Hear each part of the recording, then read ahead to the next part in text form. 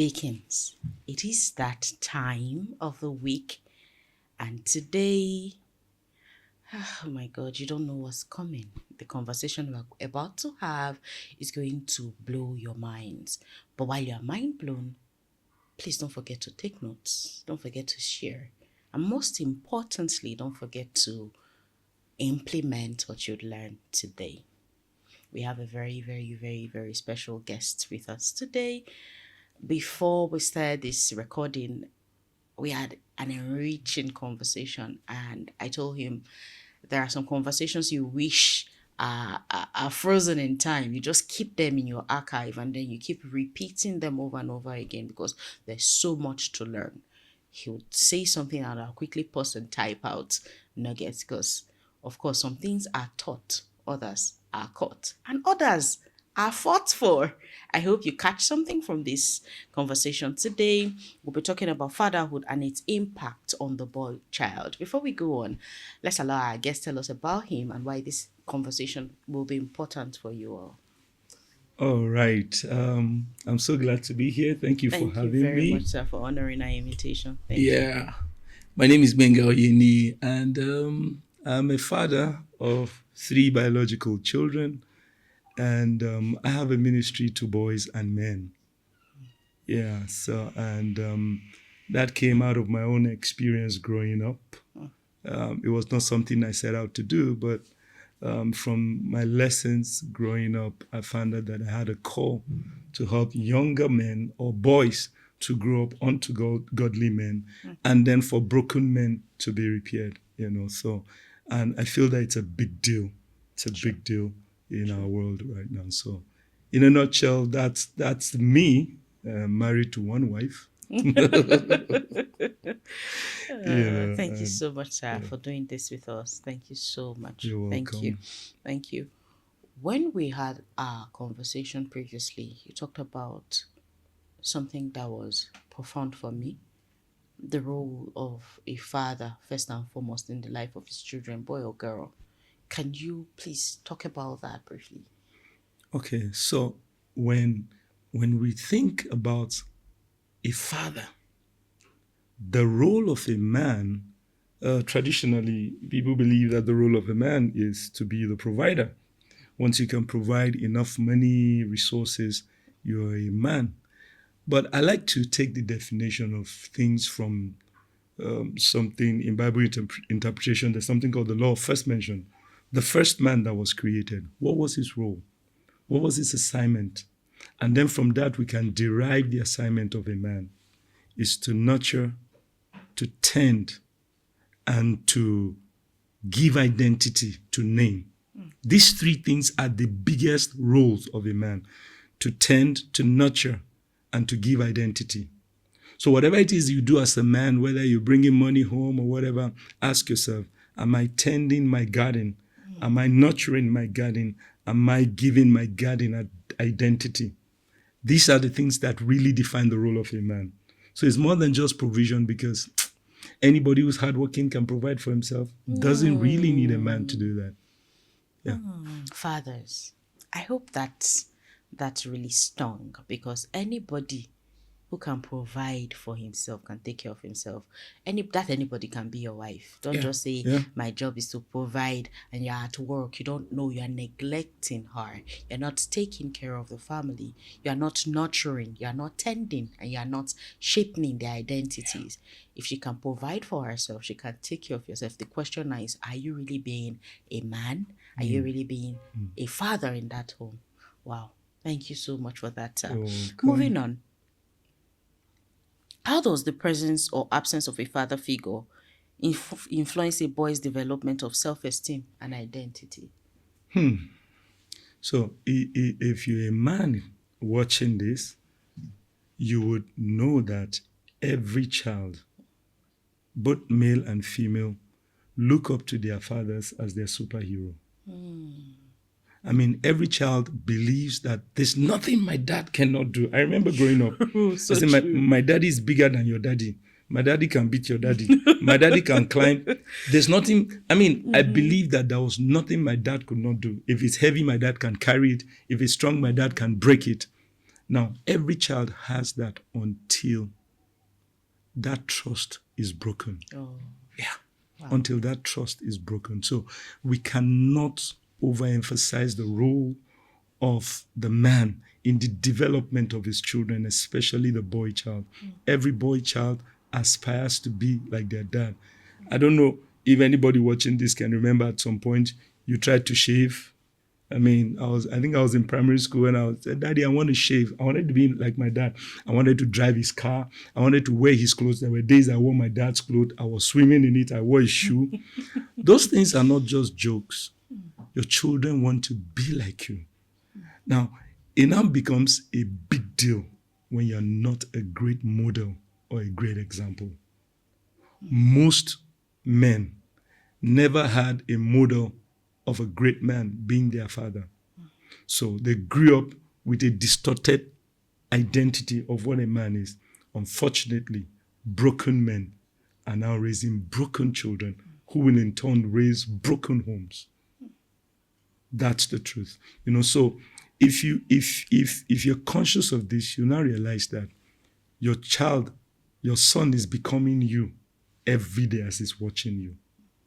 So if you're yelling at his mom, that's what he's learning. That when dad is angry, he yells. Now, our temperaments are different. Sometimes for some reason, you're choleric. So your natural tendency is to yell when you're angry. But as you grow, there's something called emotional regulation. You need to learn it.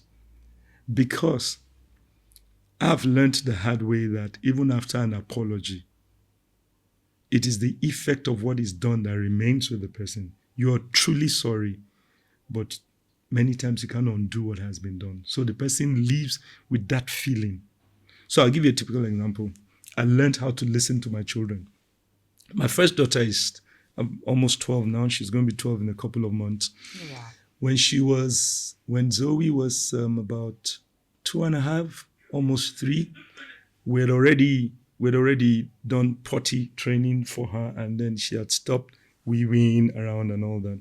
And then one of those days, I walked into the bedroom and I saw her standing in the pool of liquid.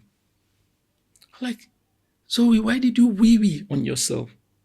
And she was like, Daddy, she was stuttering, trying to say something.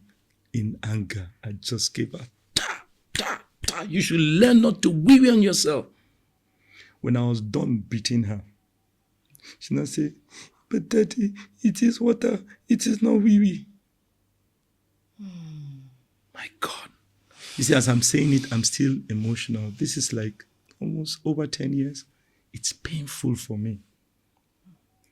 And then I touched it. It was water. It was no wee-wee. So I punished her without listening to her. I knelt down in front of my yet-to-be 3-year-old daughter. I told her, I'm sorry. I should have listened to you. I'm so sorry, Zoe. I'm sorry. She said, that's okay, Daddy. But that experience never left me. If you come home and you tell me that my child has done something, no matter what it is, I must give them a fair hearing.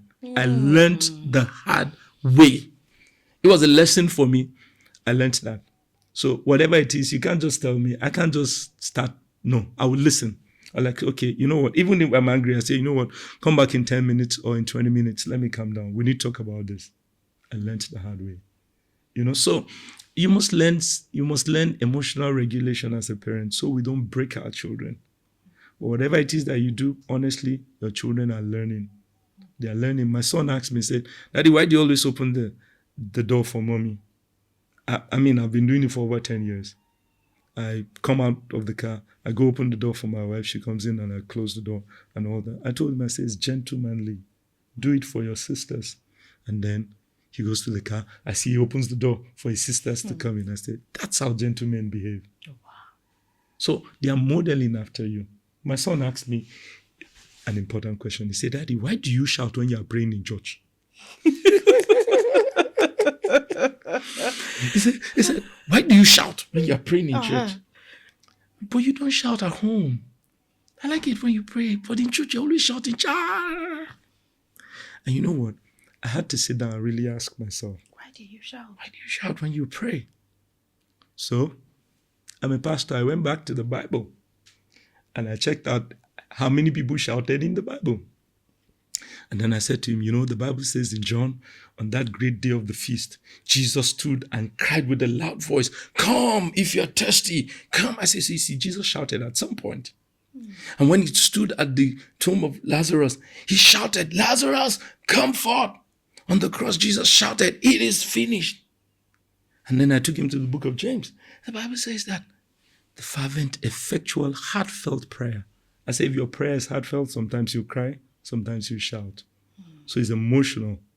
And then lastly, because I'm leading prayer in church, you need to motivate people to pray. And that's why I raise my voice. Can you imagine if I'm just calm, people they might not join the prayer. Do you understand? But that shouting, I'm not shouting at God. I had to explain to him, I'm not being rude at God. And my shouting doesn't make God hear me more. So he's teaching me. I'm learning from my child. As he asks me questions, I go to research. As they ask me questions, I go to research. So as a father, you must know that your children are modeling after you. And don't be afraid to tell them, I don't know everything. I tell my children, I'm sorry, I don't know everything. So let's research this. Can we Google it? Can you give me just a week? Let me just see whether I can crack this. And then we'll do that. So children are learning from you as a parent. And you don't have to be perfect. Let them know you're not perfect, but you must be authentic. Oh, you must be authentic. Let them know that whatever comes out of your mouth is true. This is the truth. I'm authentic. And it's not just how you treat them, it's how you treat everybody. The mechanic brings your car late and you're insulting the mechanic. Your child feels like, oh, so my daddy can be rude to them, but he's nice to me, so I can be rude to them too. It's the way you treat your household. You know, everybody's eating, she doesn't have to eat, she can watch TV. Your children are learning from you. It's the way you treat your driver. It's not just the way you treat them, and it's the way you treat their mom. She's talking and you say, shut up. Why are you daft? A little child was asked, what's your mommy's name? He said, idiot. What's your mommy's name? Say, idiot. Say, idiot. He said, that's what my daddy calls her. Oh my gosh. The child he's just like 3 or 4 years. That's what my daddy calls her, idiot. So the child feels that that's the mother's name. So you see, children are learning. You can be nice to that child, but because you're cruel to his mom, he's learning cruelty from you. You know, a wise man says, one of the biggest and the greatest gifts you can give a child is to love their mother as a father. So children are modeling after us, honestly. So we have to be careful what we say and what we do. This right here is like a deliverance service. Fathers, you have no idea how your presence or lack of it can make or mar your children's lives. Don't wait until it's too late. Now that they need your heart, your ears, and your presence, don't replace all of that with presence. Because who will teach them? Who will teach your boys how to be a man? Who will teach your daughters how husbands treat their wives? Who will teach your family how to be royals or royalty? You see, if you don't learn something from here today, if you don't take anything home, I think he has said a lot in that wise saying he said. Come on now. The best gift you can give your child is to love their mother. If you love her, you will take care of her. Yeah. If you love her, you will know that it's not just enough to provide money or food or shelter or clothes. It's not just enough to go to work and come back. Don't you see, I've been working all week long. What about her future? What are her dreams and aspirations? How are you nurturing her too? Is she living a worse life than she was living when she was with her father? You should make her feel so much at home that she would miss her father, but not in that, oh, I wish I was still at home. Let her not wish that she was still single, even while married to you. Thank you so much. Thank you. Thank you. The next one is, in what ways do father-child interactions shape a boy's understanding of gender roles and expectations? You know, like I said, in my house, I tell my girls and the boys, even my wife, say there are certain things that are reserved for men to do. So I tell my wife, don't go pull the generator. Don't do that. Don't change the light bulb. Not because you can't. Some things are masculine. Don't take up the saw and start cutting wood. Don't do that. You're a woman. So I say to my son too, so treat your sisters like that. They are fragile. I mean, fragile not because they are weak. Women are delicate. To get it? So a boy sees that and replicates what he sees the father do. All right. So, and that's extremely important. So when I talk like this, people ask me, so was your father a fantastic role model? I said, maybe the word is not fantastic, but he got it in some sense. I can beat my chest and say, my dad is 77 years old. He is a one-woman man. My mom used to say, your dad cannot cheat. When we kids say, your dad cannot cheat. He's too godly, he can't cheat. And I watched my dad all his life. So I mean, where will I learn how to cheat from? I had a model. My father used to say, one wife is a lot. One woman is a lot. You know? And when I was younger, my dad used to tell me, Benga, be patient. You have to be patient with women. You have to be patient with women. Sorry for those of you who don't speak Yoruba. I want to sing one song my dad used to sing. It's by Ebenezer Obey.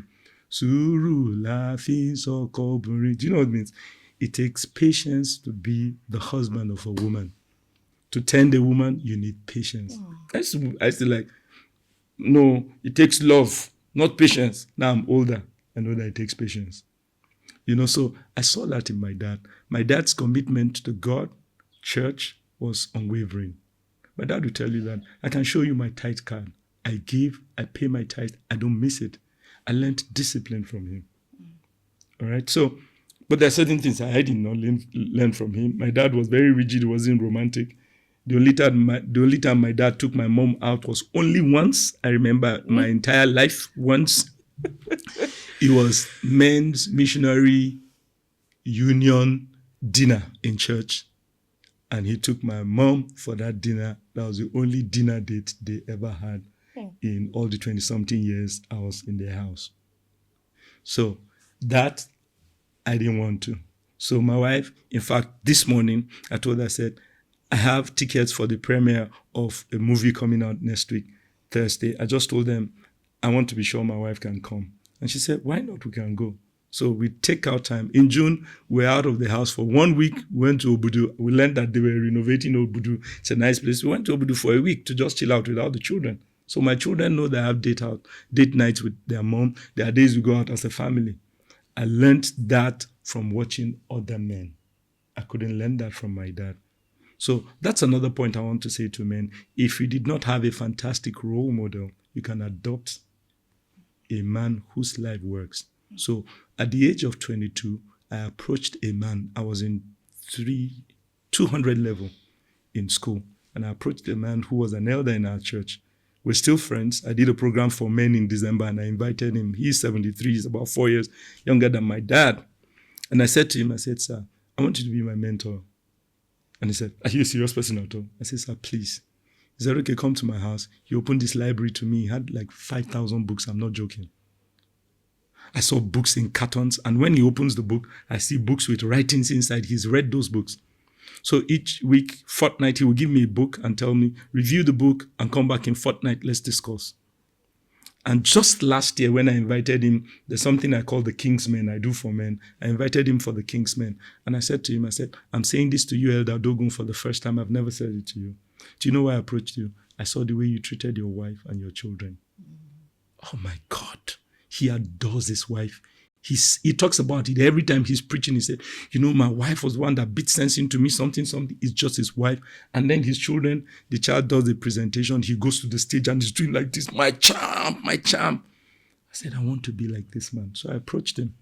We had mentorship for like 2.5 years.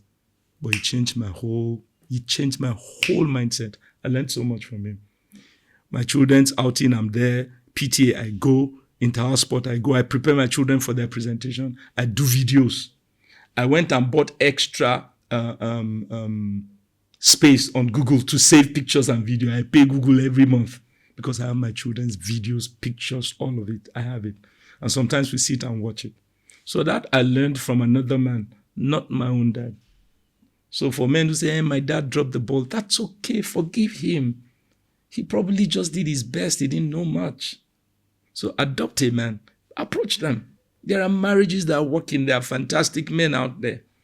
Approach them and say, sir, I just want to meet with you once a month. And there are books. If you can't see people, there are books. When I had the son, I went to buy a book by James Dobson, How to Raise Boys. Because I never had a boy. I had a girl. My second child was a boy. I went to read. I mean, you have nothing to lose. In fact, you have much to gain. So buy books, read books, podcasts like this, listen to them, grow. Because parenting is learned on the job. Yeah. You are not a parent, you just give birth and then you start learning parenting from when your babies come. So you can't overemphasize the role of a father in the life of his boy child. You become the model for that boy. Masculinity cannot be taught by a woman. I'm sorry, with all due respect. Masculinity cannot be taught by a woman. She can try. But a boy needs a man in his life. And so I'm hearing questions. Hey, what if his father is late? There are uncles. There are teachers. You must find a boy for your child. If you have a stubborn child, I can help you with him. I was stubborn too. And my stubbornness was a reaction. So when you see this boy doesn't listen, no, really, to every action, there's an opposite and equal reaction. That reaction is coming from an action. All right? So I just thought to add that when say, oh, I'm a widow, I don't have a son. Yeah, but there are men who can mentor your son, genuinely. Yeah. Masculinity cannot be taught by a woman, no matter how hard she tries. Yeah. You see, these days boys behave like girls, and you wonder where it's coming from, because there have been no men in their lives to deliberately, intentionally model masculinity to them. It sickens me when I see these days that parenting has been outsourced to women. The man is at work doing everything he can to provide. It's always about provision. So the woman is the one who will do everything academic related, spiritually, and everything in between. And you know how they say in Africa, when a child is good, look at the father. When he is bad, look at the mother. Oh, what a At the shame. end of the day, there's so much on the woman. She has to, these days, also be in the boardrooms, run a business or two, have a side hustle, raise, nurture the family, be a sister, mother, in-law, cousin, friend, and at the same time now take on everything related to parenting. Fathers, yes, she may be very good with the girls, she may be modeling to the daughters. You cannot outsource taking care of your boys, teaching them to her.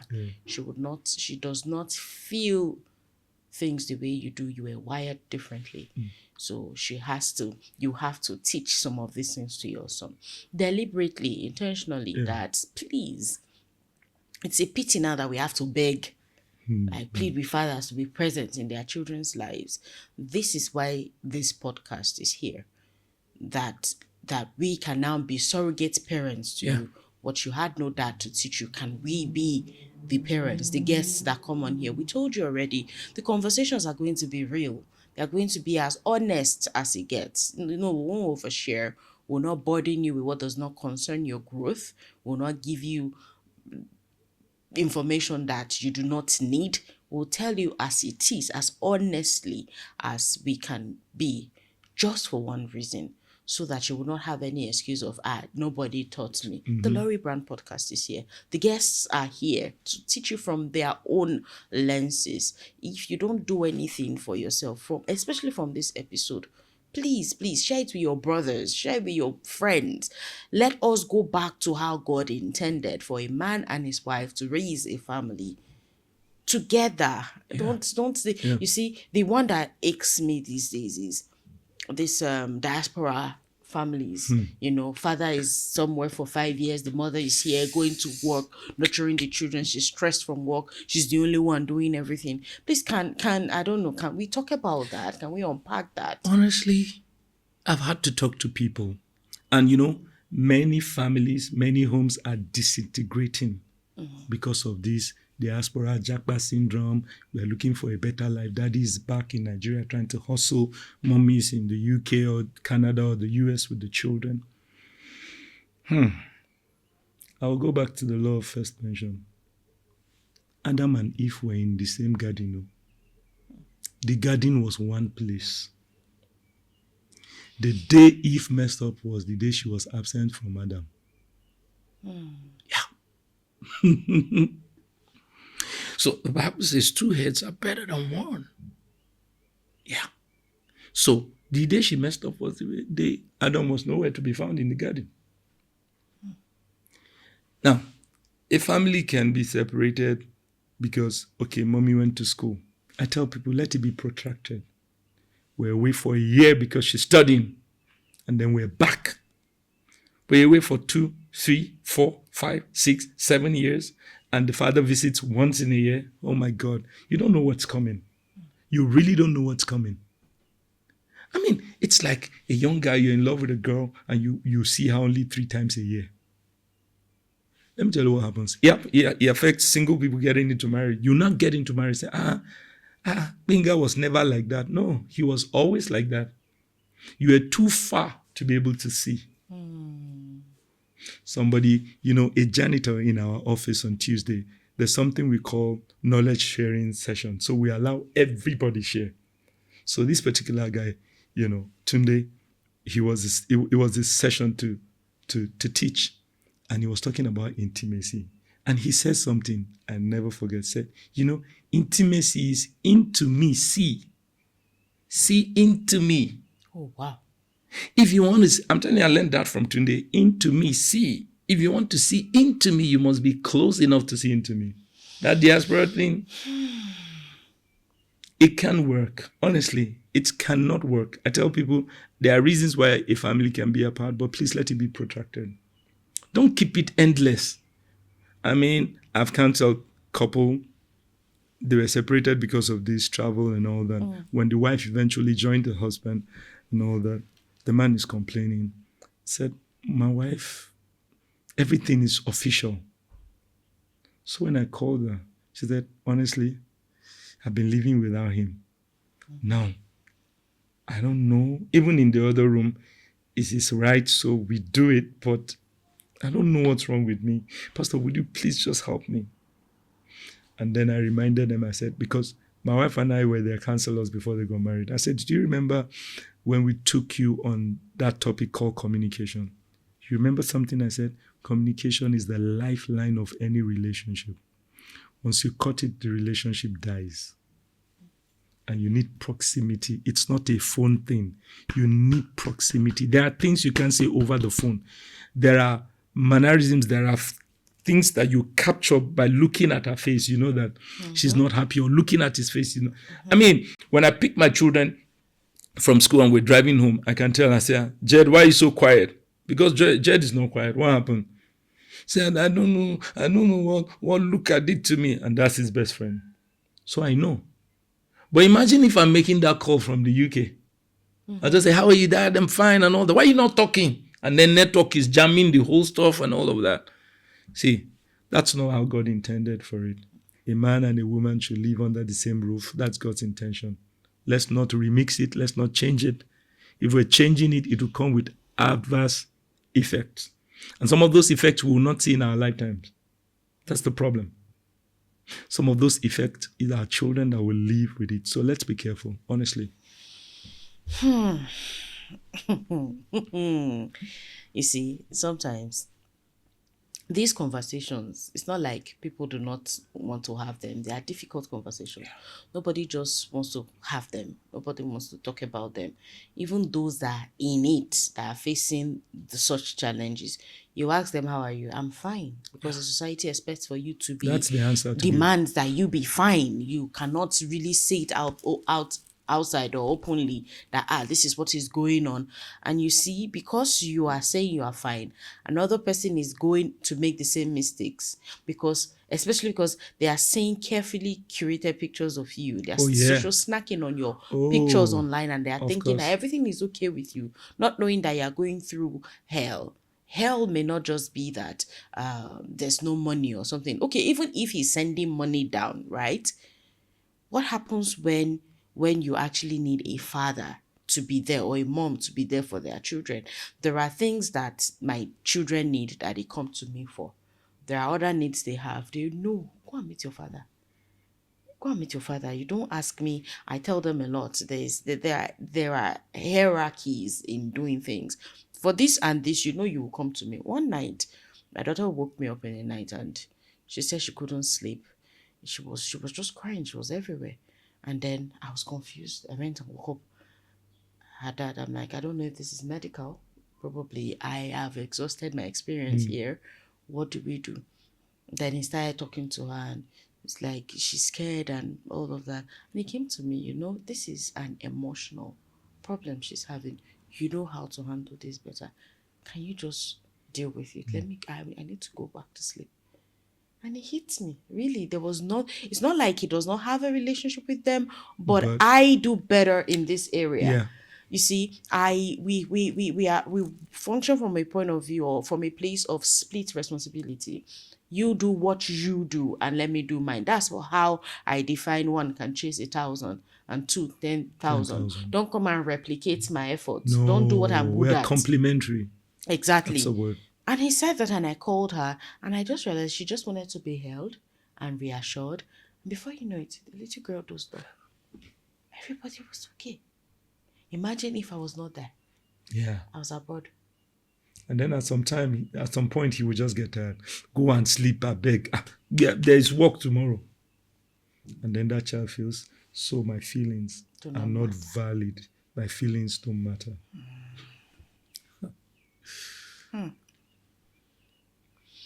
Let's talk about parenting styles: authoritative, authoritarian, permissive. These days I'm hearing there's helicopter parenting, there's tiger mom again. I said also be elephant dad. Yeah.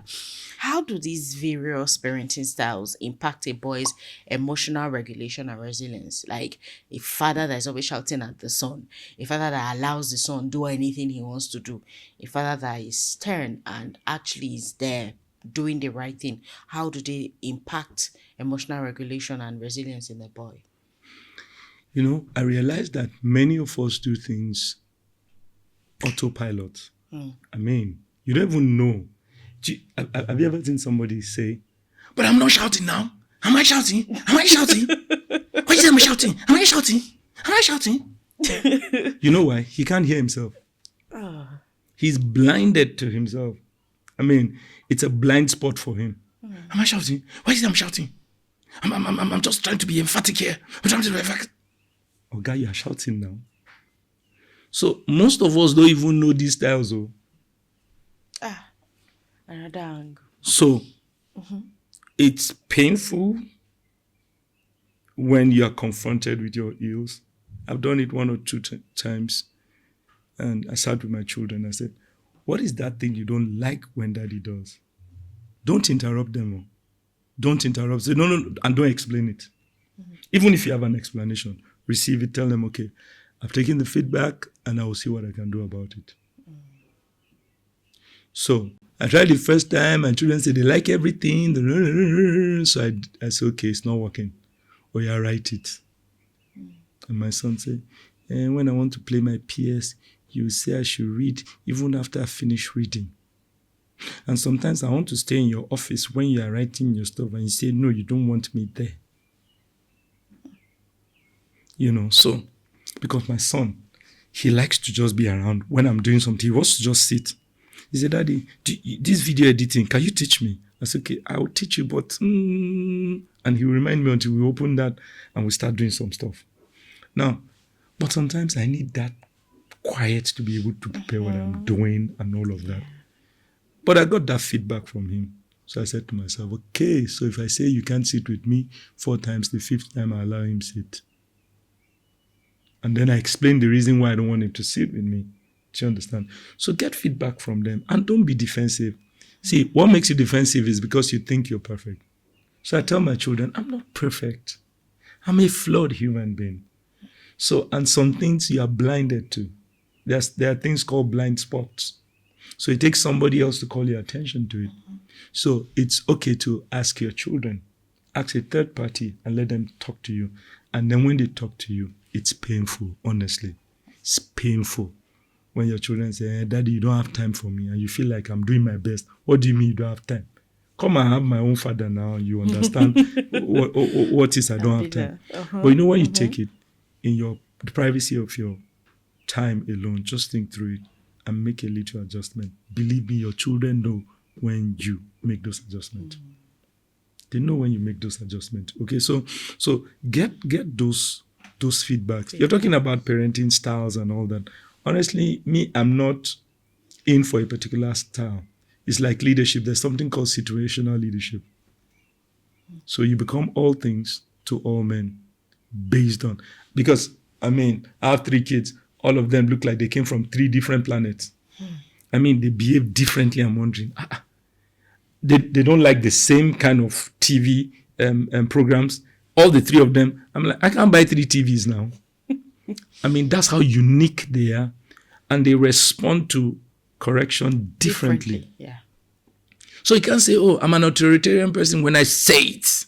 A wise man said that if you say everything you feel like saying, you betray your own privacy. It only shows how foolish you are. There are conversations you should have alone with yourself. Nobody should hear it.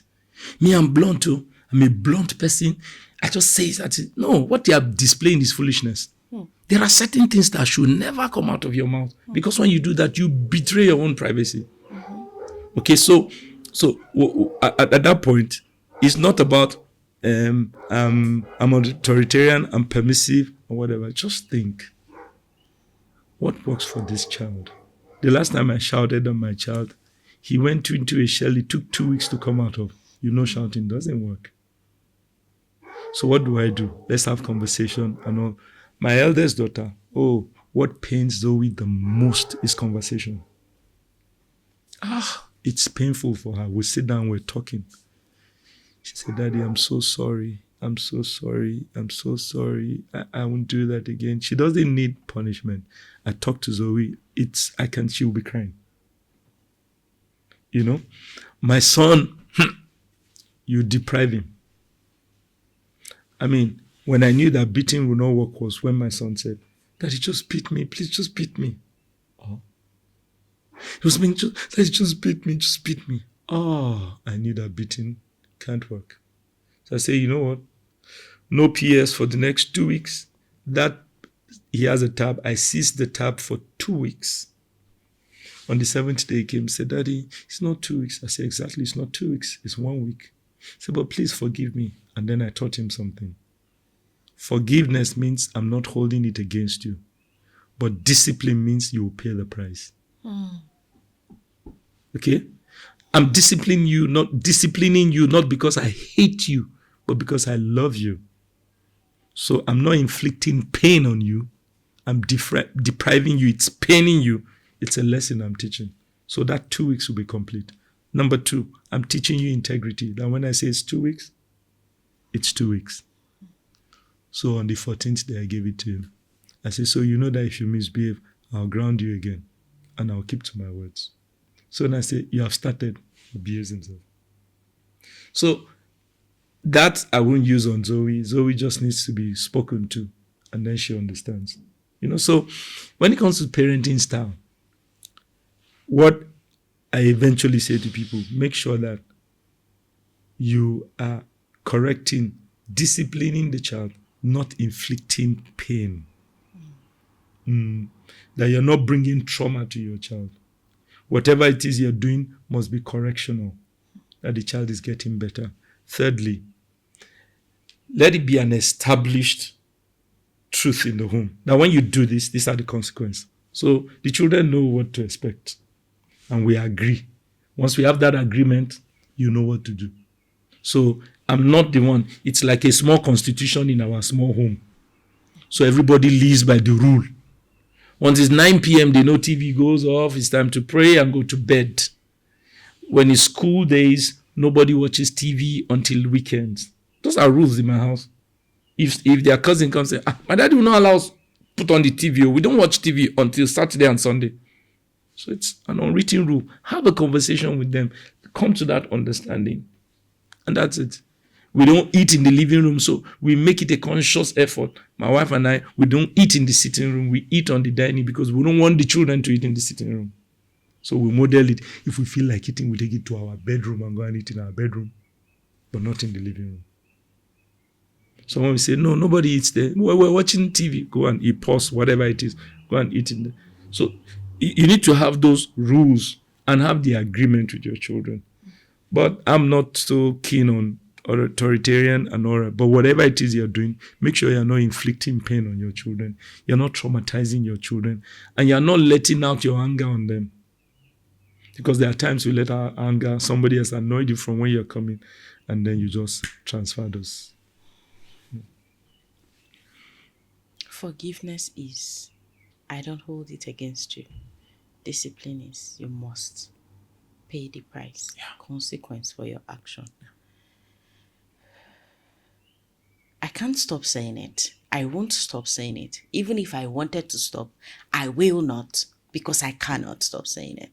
Our society is failing or winning because of the homes our children come from. Yeah. If you build integrity into your child from the home, when he's old, he will not depart from it. Absolutely. He just said it. The cousins come home and, no, we cannot watch TV because daddy said so, because this is the rule in our home. If you have constitutions in your home, as a sovereign state, your child will know how to behave when he goes to visit another country. In this regard, maybe another family or Nigeria or any other country. Indeed, charity begins at home. Because you are the light of the world, the salt of the earth. The society is failing and you are shouting, yes, we have problems, we cannot do it, because the salt in your hand has lost its taste. Because you are failing to do what you ought to do. You are seeing it extrapolating to the society. It's not enough to come and start complaining about the problems Nigeria has anymore. Remember, let's think about it. We've talked about David before. When David came and he saw the problem the soldiers had, there was somebody that was cursing their God and bragging and saying, yes, you cannot defeat me, you cannot conquer me. What did he do? He thought about it. I have killed a lion before. I have killed a bear.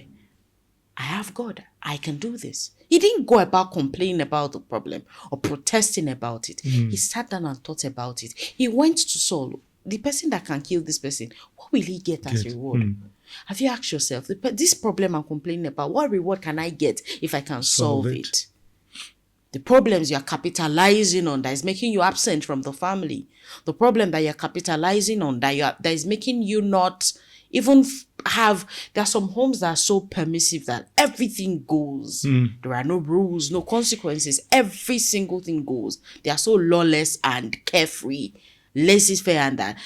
You see the children, they behave a certain way outside, and you're wondering, is this child from a home? Who is raising this one? Are you rearing an animal or you're raising a child? You see, we don't have these conversations to sit in a perfect place. We also have our own scars. No, we're learning. We are learning. I used to yell at some point until I realized that it was doing me more harm than good. I had to take inventory. When I yell at this child, they go into their shell. Correction has not happened. They now are afraid. What do I do? There was a learning gap. I had to go learn. Okay, like you said, you are learning from them. They are learning from you. They are pushing you to go and learn too. This podcast, this whole thing was birthed from my curiosity about parenting. What if I can give my children much more than materialism? And I started a journey, and somebody said, see, you are learning too much for just 3. How about you start teaching other people? And this was born. So let's stop making excuses, really. It doesn't serve us anymore. Let us stop living in the learned helplessness that was handed on to us and start really looking closely, listen to these conversations and take inventory. What am I doing right? Bravo, keep at it. What am I not doing okay at? can I do better? How do I begin to do better? Because society will not get better if your family is not doing okay. There's no hard and fast rule about it. We can never be a better society if individually our family units are not living up to expectations. Absolutely. Yeah. Thank you so very much, sir. My This pleasure. conversation, I will watch this episode over and over again because there are so many things I will not just learn from my journey that I will now put as part of my lasting legacy to my children too. I'll take notes. I have several notes I keep. It's not like I'll sit them down and then say you must read this. One day they could just be going through my work and then they'll see something that would help their journey too. Seriously, I am grateful that we can actually have this conversation. I'm grateful that you're a ministry gift too, because I think we've had enough of the prosperity gospel. You will make it in Jesus' name. You will happen upon wealth. You will get that alert. You will get the passport. Look in your pocket. Like, we're tired of it. We want boots on the ground. People telling us about family life. Yeah. We can be better Christians. Yeah. People teaching us to do better in areas that are really pressing. You see, because parenting was not modeled to a lot of us properly, we are making the same mistakes our parents made. And most of them they could get away with because of their time. Right now, we cannot can't. get away We with them can't. anymore. We can't. So thank you so much for lending your voice, for actually sincerely and honestly answering these questions, because it just shows the authenticity. We're not sugarcoating. We're not trying to be morally upright and say, no, you are a failure, a failure. No, I have made these mistakes to see what I learned from them, and you too can begin to do better. Thank you so much, sir. You're welcome. Now, fathers are absent.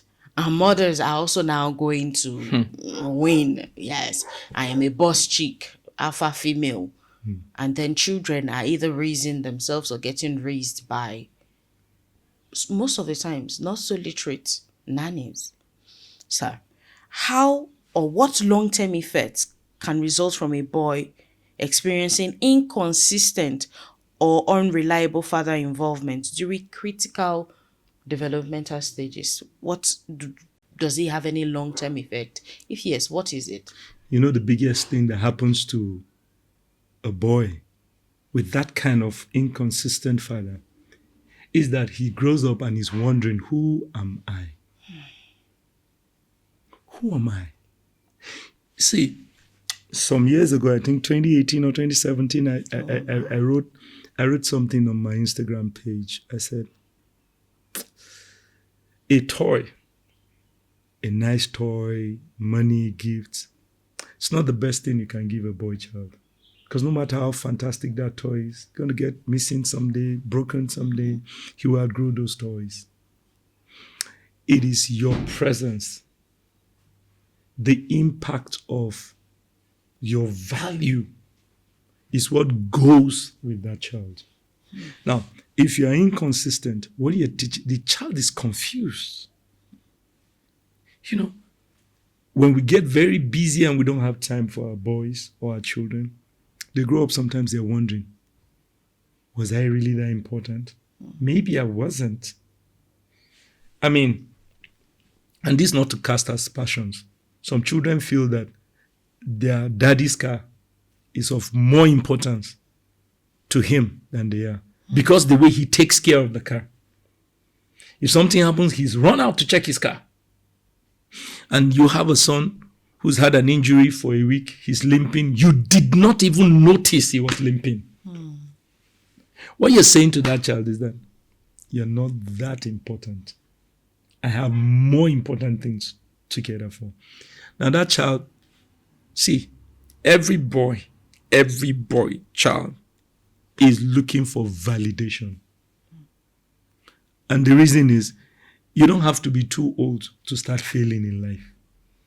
Once children start to crawl and try to walk, they fall. They have begun to learn to fail.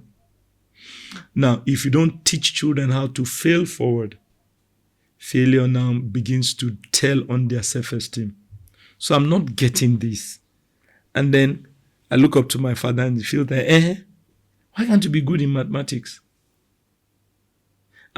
Some children have lost it just because they were not good at maths. And the question is, who says that everybody must be good at maths? I mean, who says? We're all not gifted in the same thing. Sure. I don't have to be good at maths. Probably the child is good at painting, at a sport, or talking.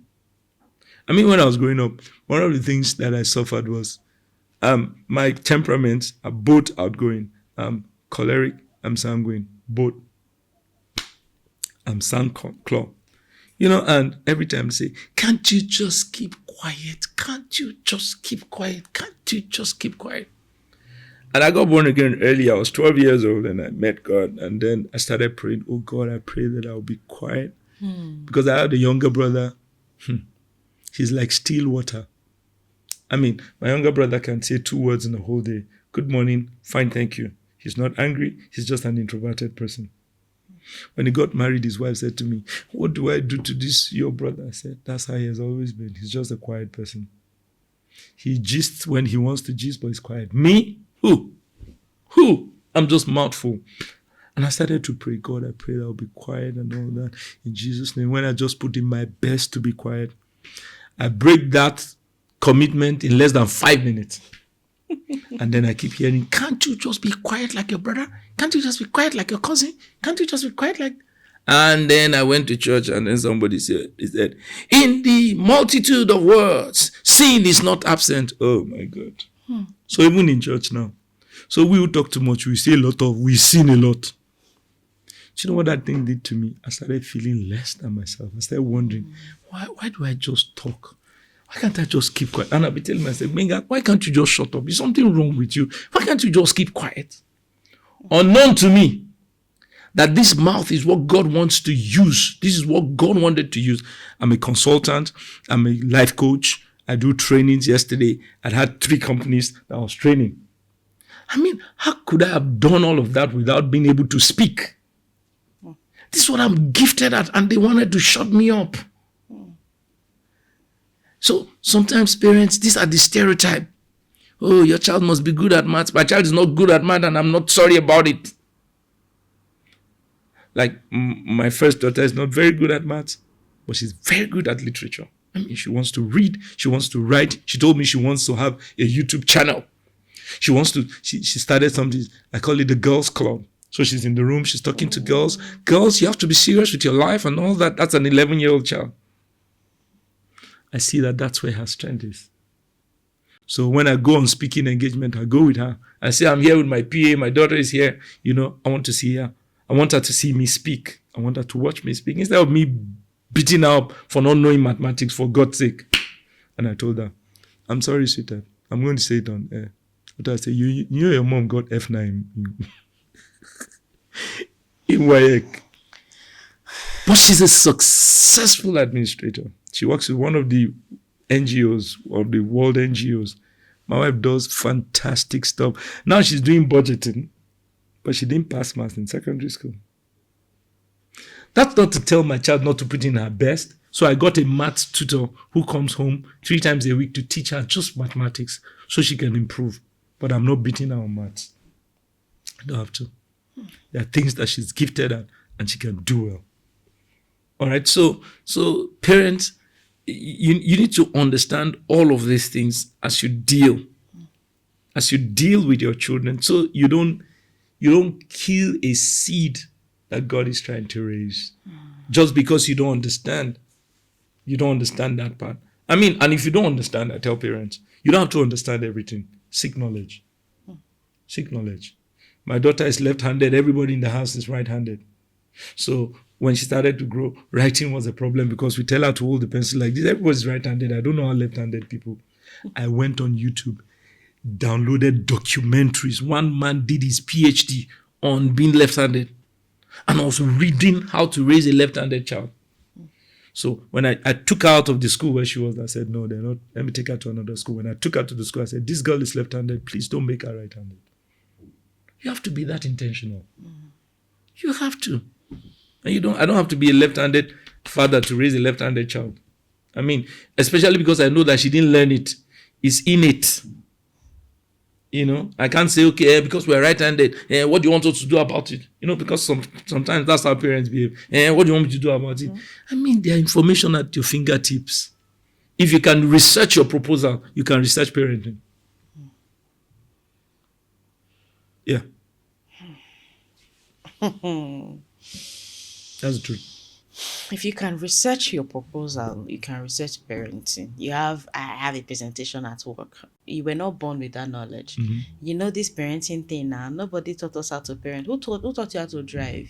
You registered in a driving school and then you learned to drive. And this fatherhood like that, I just became a father and I have to learn. Who taught you how to be that person in that your office? You got promoted into that role. In fact, no, scratch that. You started preparing for the role. Yeah. So that when promotion came around, you would be fit for it. Why are you not preparing to be a father? Your wife, it takes 9 months for your wife to be pregnant, meaning you have all that time to practice, to learn. There's too much. Somebody was talking to me yesterday, I think it was 2 days ago, we're discussing parenting, and I'm like, there's something about the Chinese method of parenting that is piquing my curiosity. I really need to learn something about it. He said there's so much knowledge in the world these days that something like that is even available. Like, it will shock you. Somebody was learning about the way ISIS parents their children. What would make a child strap on bomb and stay and die? That's serious mentorship. I have to go and learn that too. It tells me about indoctrination. Intentionally telling the person, selling ice to Eskimos, telling this person that you can do this thing, drilling it in them so much so that they are ready to die for it. Are you that deliberate and intentional about drilling values into your children? Can they die for the values they stand for? So there's too much to learn these days. There's virtually no excuse. With AI, with everything, there's too much to learn. So if you can research your proposal, you can research about parenting. Yeah. See, we're not giving you any excuses. There's no way out here. You must learn. You must learn to do better. We are even now taking it away from you. Don't do it because of you. Like you said, the consequence may not happen in your lifetime. It may now manifest in your children. As brilliant, as gallant, as majestic as David was, his child failed where he failed too.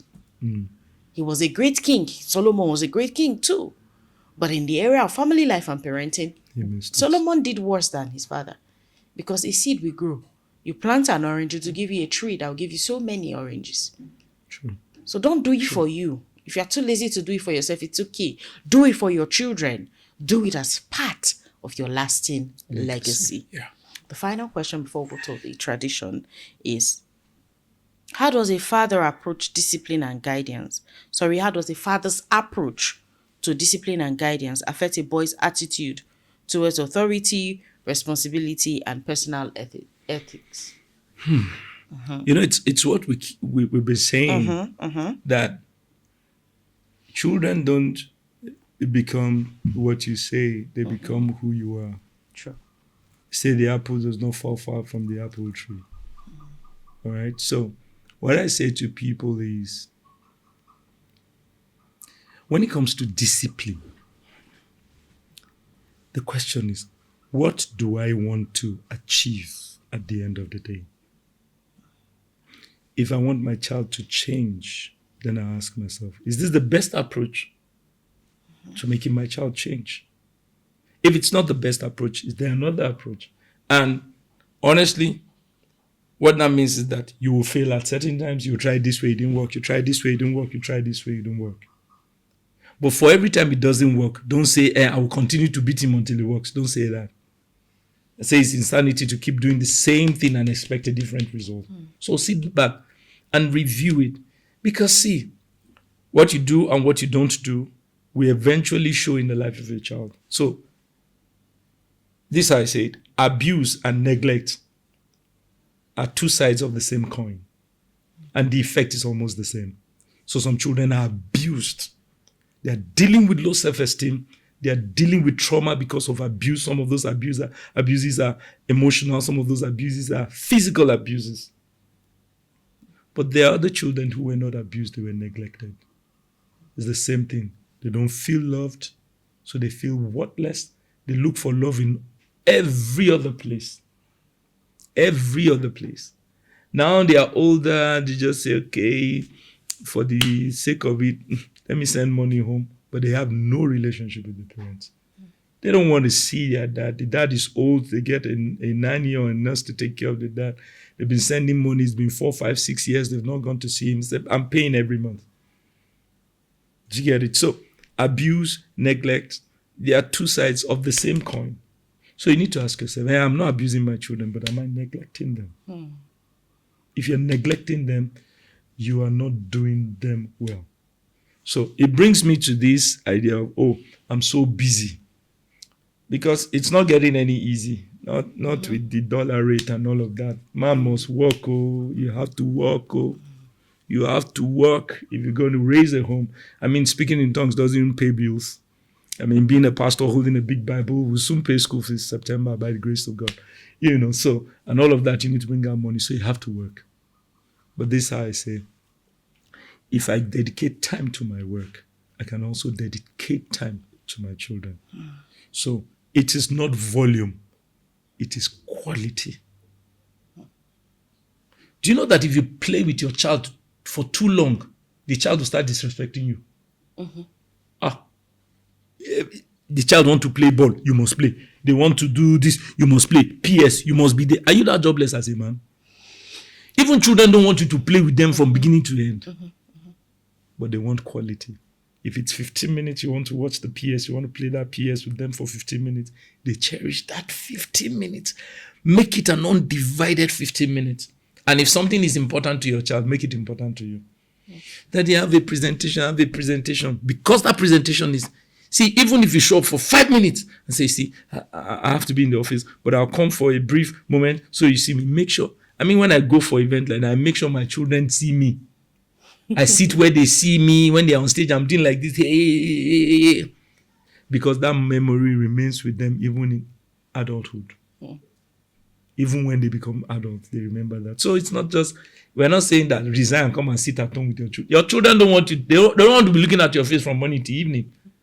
But they want to be sure that daddy can be there when it matters most. And once you do that, he now has an example. He has to replicate same. He will replicate same. He will want to do the same to other people. So that's what I'll say about creating that model for your children. Thank you so much. Thank you very much. My pleasure. Thank you. It's not about the volume, it's about the quality. A lot of people think they have to be with their children every single passing second of the day. Even you get tired of your own company sometimes.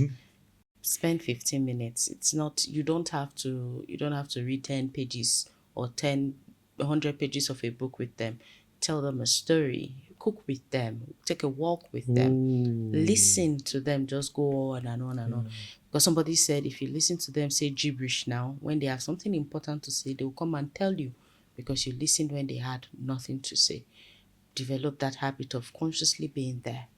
And before you know it, one day becomes a month becomes a year, and a year becomes a decade. And many decades later, they will remember that because my father was there, he taught me how to be there today. It's been a very, very wonderful one. And to end the podcast episode, we have 2 questions. One is, it shock you? What is that parenting challenge or situation that you had zero idea about that just came out, oh my God, I didn't see this coming? So, it's been there when my wife put to bed. Okay. So I'd always boasted, I'm going to be there. When she goes into labor, I'm going to go to the labor room. So my first child, I was actually at the labor room. And then she was pushing and all that. But it wasn't that dramatic. Then the nurse, the matron, they said, you know what, please go downstairs and get this for me. So I went downstairs before I came. I mean, in less than 5 minutes, she had put to bed. I was like, oh my God, I wanted to be there. So I just felt like, well, it's not a big deal. She didn't shout. When I had my son, my God, nothing on earth prepared me. Oh my God. Oh God. My wife was screaming. I'd never seen her like that. My wife was shouting. She was screaming. The pain, she grabbed my hand. I felt this whole place numb. I'm not even joking. She was like, oh God. Oh my God. And I was crying, honestly. Because at some point I was telling her, don't worry, babe, we can do that. She said, shut up, don't tell me we can do it. I was like, okay, I'm sorry. I sang, I stopped singing. I prayed, stop praying. Oh my God. And I said to the nurse, I said, please now, do something now, please, please. She said, Oga, we'll drive you from this place. We'll ask you to go out. Yeah, the reason why this woman is not pushing. I mean, it's okay. How many? She said, oh, she's 8 cm now. She has to be 10. If not, she will have a tear. And my wife was shouting. The next thing I just saw hair. I said, the baby's coming, the baby's coming. The nurse was, don't push. But I said, don't tell her not to push. Come on, come on. And then she just came creative and the baby came out. And all that. So you just feel like, oh, I had a dramatic experience, right? For almost 6 years, we didn't have another child. Oh, there was nothing my wife said. There was nothing she did. I said, no, not again. No, no. I mean, luckily enough, I have a boy and a girl now, so I don't think there's any other sex that God can give. I'm sorry. And before we got married, we agreed that we're going to have 3 kids. I mean, it was a struggle. My third child, the family planning just failed. That's why we had that child. Otherwise, there was no. My wife couldn't convince me to have another child. It was traumatic. I mean, so when we had the third child, I just said, "See, let's opt for CS. You don't have to shout and all that." So I sat down when they did all that. The CS, it was easier to watch. She wasn't shouting. She was under epidural. I was talking to her from this side. I was watching from the screen. The doctors were there. It was okay, but. Oh my God. Oh my goodness. You see, sometimes I think these experiences really mean a lot because some people do is it not just to give birth after it's just to I watched one video when a woman was she was pregnant and the man would always taunt her with the way she was walking. And one day she strapped a big watermelon with tape on him and told him, walk around throughout the day, even to sleep. At the end of the day, he was begging her, even this is how you've been living. Sometimes experiencing these things actually make you relate directly with their pain, appreciate God more, like God, the beauty of life. And then of course, if you had intentions of having 6 children before, that one experience, you don't finish like never again. Thank you so much, sir, for doing this with us again. And finally, sir, what's your definition of excellence? Okay. Excellence, simply put, outdoing your last result. Outdoing your last result. Just adding to it. You know, the Bible says, add to your faith, virtue to virtue. Just keep adding. That's excellence. If I'm at this level, tomorrow I move. That's excellence. Exceeding your last level of success. That's excellence. Wow. Outdoing. Oh, wow. So it's not just enough to be successful. You must outdo yourself again. Yeah, because it's a journey. It's a journey. Excellence is a journey. It's not a destination. So you just keep outdoing your last success. Parents, that you were there yesterday does not mean that it's over. You have to outdo yourself. You know, parenting is in seasons. That season of your life that you were there does not mean that you've gotten it. You must outdo yourself. Thank you very much, sir. You're welcome. It's been an honor. It's been a privilege to have this conversation with you. Like I said, I will take notes. I'll take notes, and there are episodes that just sit with you. This is one of such. Thank you so much for being authentic, for being sincere. And please, we apologize very sincerely on behalf of the community to Madam about the results. It's not like we wanted to annoy you.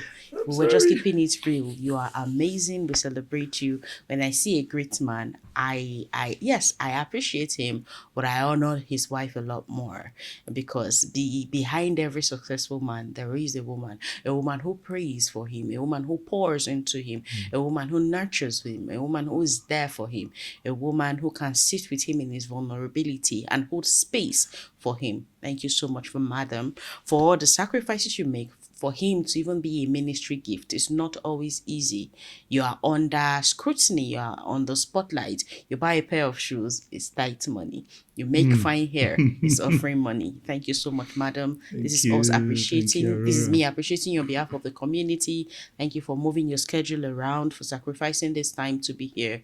We are honored, and we are Oliver Twist. This is not the last you're going to hear from us. We're going, we hope we can do this again some other My time. Thank you pleasure. so much. My pleasure. Bacons, you've heard it all. How else can we say it? We have shouted on top of the mountains. We have screamed down the hill. We are here. We'll keep doing this. We'll keep saying it. We'll keep curating conversations until you hear it. And not just hear it, but do too. Not just do it, but model to your children so that they can continue this legacy we are building today. My dream is that one day, when I'm longer gone, 300, 400 years from today, somebody will sit on a spot and say, I watched and I learned and I taught my children. That is my legacy. What is yours?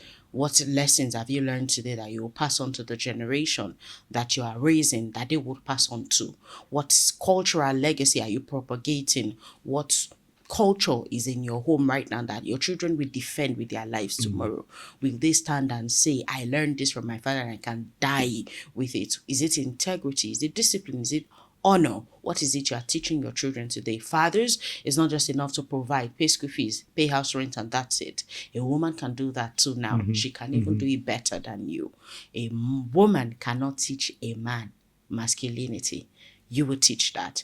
A woman cannot do what a man can do in some certain rights. All right, let's stop lying to ourselves and say what a man can do, a woman can do better. No, I cannot teach a boy to be a boy.